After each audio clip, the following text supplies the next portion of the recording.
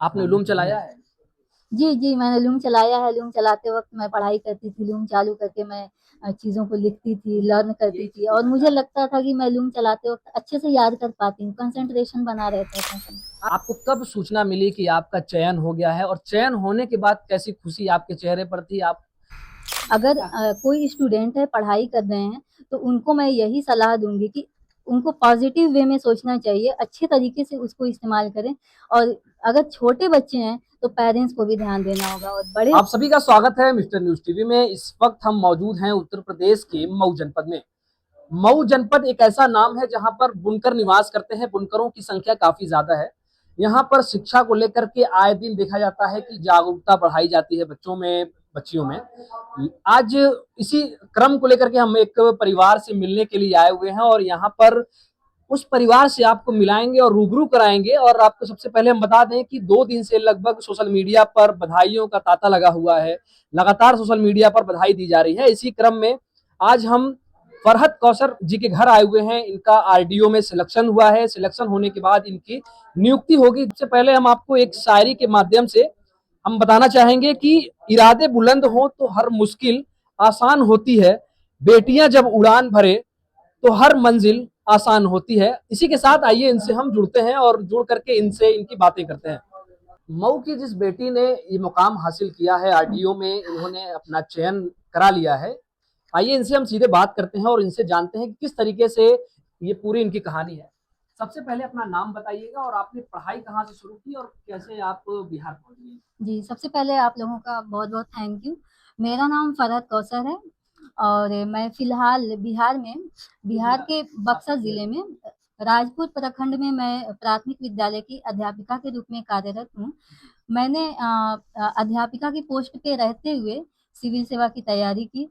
मैंने जो भी तैयारी की है ये सब सेल्फ स्टडी से किया है, पीटी, मेंस से इंटरव्यू। इसके लिए मैंने यूट्यूब का सहारा लिया, गूगल का सहारा लिया और चैट जीपीटी इन सब चीज़ों का सहारा लिया और इस तरह से मैं प्रयास करते हुए ये मुकाम मैंने हासिल किया है। इसमें मेरे परिवार का भी काफ़ी सहयोग रहा है। मेरे आप अपनी प्राइमरी की जो पढ़ाई आपने मऊ जी, से कहाँ से शुरू की? कैसे जी, आप आपके दिमाग में आया कि मुझे सिविल सर्विस में जी, जाना चाहिए? आपने अभी बताया कि आप टीचिंग भी कर रही थी। जी। किस तरीके से ये सारी चीज़ें को देख रही हैं?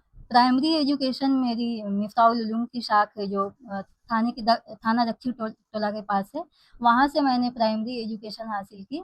उसके बाद मैंने नुमानी इंटर कॉलेज और डीएवी से भी अपनी एजुकेशन हासिल की है। ग्रेजुएशन मैंने पृथ्वीराज चौहान से किया है। मैंने डीएलएड किया है, diploma in elementary education, Mau DIET से। और डीएलएड करने के बाद मैंने टेट और सीटेट की परीक्षा पास करने के बाद तब मैं बिहार में गई टीचर की पोस्ट पे। कब गई थी आप बिहार? कौन से साल में? नवंबर 2023 में मेरी पोस्टिंग हुई थी। जी, उसके बाद से मैंने अपनी तैयारी सिविल सर्विस की प्रारंभ की। आपको कब सूचना मिली कि आपका चयन हो गया है और चयन होने के बाद कैसी खुशी आपके चेहरे पर थी? आप क्या कहेंगे जी, इस खुशी और किस तरीके से? 20 जून को रिजल्ट आया शाम में। उस समय मैं किचन में थी और सबसे पहले मैंने ही देखा। देखने के बाद एक पल को मेरी आवाज एकदम गला एकदम रुक गया था, आंख से आंसू गिरने लगे, हाथ पैर कांपने लगे थे। फिर मैंने सबसे पहले इनको फोन किया, अपने हस्बैंड को, इनको बताया। घर पे मैंने फोन किया, घर वालों को मैंने इन्फॉर्म किया।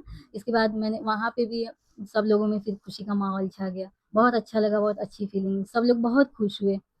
ये बताइए कि बहुत से बच्चे हैं, तैयारी करते हैं, लेकिन कहीं न कहीं कुछ फेलियर की वजह से फेल हो जाते हैं या कुछ भी कह सकती हैं, कुछ चुनौतियाँ उनको फेस करनी पड़ जाती हैं। जी। आप उन बच्चों के लिए किस तरीके से आप क्या मैसेज देंगे अगर 2 लाइन में मैसेज देना हो? अगर फेलियर आती है तो जिंदगी का ये एक पार्ट है। सफलता और असफलता ये हर एक की जिंदगी का पार्ट है। अगर आप फेल होते हैं तो इसका मतलब हमारे अंदर कुछ कमियां हैं जिनको हम दूर करके अपने अंदर सुधार करके इम्प्रूवमेंट करके अपने आप को उस काबिल बना सकते हैं। और हमें लगातार कोशिश करते रहना चाहिए, आगे बढ़ते रहना चाहिए। अगर हम फेल हो गए हैं तो अपनी कमियों पर काम करके हमें अगले अटेम्प्ट के लिए प्रयास करना चाहिए, तो जरूर सफलता मिलेगी। एक चीज़ और बताइए कि बहुत से बच्चे हैं जो बड़े-बड़े कोचिंग संस्थानों में जा कर के अपनी पढ़ाई करते हैं जी, और आपने जिस तरह से बताया कि आज के ज़माने में जो डिजिटल ज़माना है, उसमें आपने एआई और चैट जीपीटी का आपने अभी ज़िक्र किया है अपनी बातों में। तो उसको किस तरीके से आपने आपने पॉजिटिव वे में इस्तेमाल जी। किया, तो आज आपको ये जी, जी। मुकाम हासिल हुआ है। बहुत से बच्चे हैं जो मोबाइल का इस्तेमाल करते हैं लेकिन उसका गलत भी इस्तेमाल होता है। जी। तो आप उन बच्चों को किस तरीके से बताएँगे कि वो अगर इस्तेमाल करना हो तो क्या इस्तेमाल करना चाहिए जो उनके लिए फ़ायदेमंद जी। हो? देखिए सर, जो टेक्नोलॉजी है वो मैन मेड है, इंसान ने ही बनाया है और इंसान ने बनाया है फ़ायदे के लिए। लेकिन हर सिक्के के 2 पहलू होते हैं। हम या तो उसको सही तरीके से इस्तेमाल करें तो उसका बेनिफिट मिलेगा और गलत तरीके से हम इस्तेमाल करते हैं तो उसका नुकसान होगा। अगर कोई स्टूडेंट है, पढ़ाई कर रहे हैं, तो उनको मैं यही सलाह दूँगी कि उनको पॉज़िटिव वे में सोचना चाहिए, अच्छे तरीके से उसको इस्तेमाल करें। और अगर छोटे बच्चे हैं तो पेरेंट्स को भी ध्यान देना होगा, और बड़े हो गए हैं, समझदार हैं, तो फिर तो वो खुद ही समझदार हैं, उनको अच्छे से यूज़ करना चाहिए टेक्नोलॉजी का। एक चीज़ और बताइए कि आप बुनकर परिवार से आती हैं, मऊ में बुनकर निवास करते हैं, सबसे ज़्यादा लूम चलता है, आपके घर भी लूम चलता होगा। आपने लूम चलाया है? जी, जी, मैंने लूम चलाया है। लूम चलाते वक़्त मैं पढ़ाई करती थी, लूम चालू करके मैं चीज़ों को लिखती थी, लर्न करती यही चीज़ थी, और पूछना मुझे चाह रहा लगता था कि मैं लूम चलाते वक़्त अच्छे से याद कर पाती हूँ, कंसंट्रेशन बना रहता था। आप ये बताइए कि आप बुनकर परिवार से आ रही हैं, आपने अभी बताया कि लूम भी जी, चलाती थी। जी, आपके पिताजी ने किस तरीके से आपको पढ़ाया है लूम चलाकर? क्योंकि लूम का ही काम होता है जी, मऊ में। जी, लूम चला कर के आपको आज इस मुकाम तक पहुँचा यस। दिया है। उस पिता के लिए आप क्या कहना चाहेंगी? और आज लूम से निकल कर के आप एक शिक्षा के क्षेत्र में आपने अपना एक नाम रोशन किया, आप एक पद पर पहुँच रही हैं। किस तरीके से इसको देखते हैं? अपने पिता के बारे में क्या कहेंगी? जी। मेरे पिता ने भी मेरे वालिद साहब ने बहुत स्ट्रगल किया है, इन्होंने भी हम लोगों के लिए बहुत कुछ किया है। ये अलग बात है कि घर की फाइनेंशियल कंडीशन थोड़ी-सी अच्छी नहीं थी, तो हम लोगों को भी स्ट्रगल करना पड़ा। लेकिन वो पार्ट ऑफ लाइफ है, स्ट्रगल करना पड़ता है आगे बढ़ने के लिए। और पिता तो किसी भी बच्चे के लिए एक सायादार दरख्त की तरह होता है। तो मैं उनके लिए यही कहना चाहूँगी कि इन्होंने मेरे लिए बहुत कुछ किया है, बहुत मेरे लिए दुआएँ। आपकी नियुक्ति हो जाएगी, जब आप दोबारा जी, जाएँगे तो। जी, जी, नियुक्ति होने के बाद क्या फ़ोकस है आपके? क्या काम करेंगे? किस तरीके से? चूँकि भ्रष्टाचार डिपार्टमेंट में होते हैं। जी, बखूबी आप इस चीज़ को समझ सकती हैं क्योंकि अब आपका चयन हो चुका है। जी। तो अब उस भ्रष्टाचार को और वहाँ के जो जिस क्षेत्र में आपका नियुक्ति होगी जिस क्षेत्र में, वहाँ के लोगों को किस तरह संतुष्ट कर पाएँगी? अ, भ्रष्टाचार ये तो है कि हाँ, करप्शन बहुत ज़्यादा है, लेकिन मेरी यही कोशिश रहेगी कि मैं अच्छे तरीके से, पारदर्शी तरीके से मैं अपना काम करूँ। जो भी काम हो वो ईमानदारी के साथ करूँ और जनता की सेवा करूँ। जो भी एरिया मुझे मिले, मैं डेवलपमेंट का कार्य बहुत अच्छे से ईमानदारी के साथ करने का प्रयास करूँगी सर। इसके लिए इसी के साथ हम सबसे पहले आपको बता दें कि ये मऊ के लिए बहुत बड़ी उपलब्धि है कि मऊ की बेटी इस तरीके से मऊ का नाम रोशन कर रही है कि आरडीओ इस तरीके से पद पर इनका चयन होना, क्योंकि बहुत से ऐसे अभी तक आपने देखा होगा कि आईएएस सिविल सर्विस में तमाम जो कोर्सेस होते हैं उनमें बच्चे तैयारी तो करते हैं लेकिन बहुत कम ऐसे स्कोर देखने को मिलते हैं जिसमें उनका सिलेक्शन हो पाता है।